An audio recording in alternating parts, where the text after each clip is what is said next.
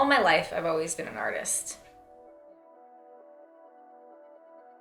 I've always been heavily involved in music. I taught myself how to play guitar at 15 years old. I was a singer. If it wasn't music, I was always doing something else with my hands.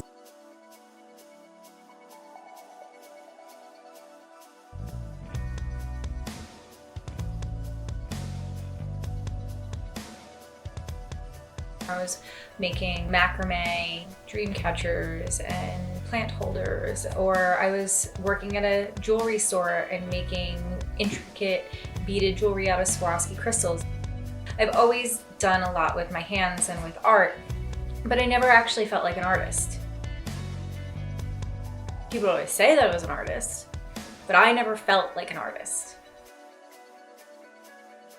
With woodworking, I actually feel like an artist. I feel like I can think up something and make it, and it can be functional.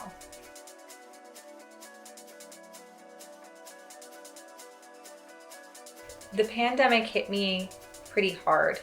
I originally had these big plans before the pandemic to get a van and travel the United States, and I wanted to build out the van myself.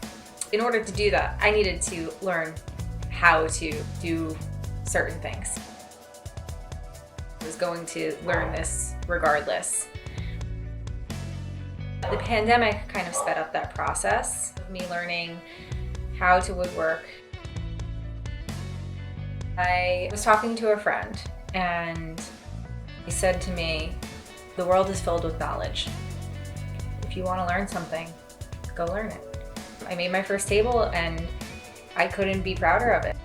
I still look at it and I say I made that. You know, the first time I finished something, I started jumping up and down and I just yelled, "I made that."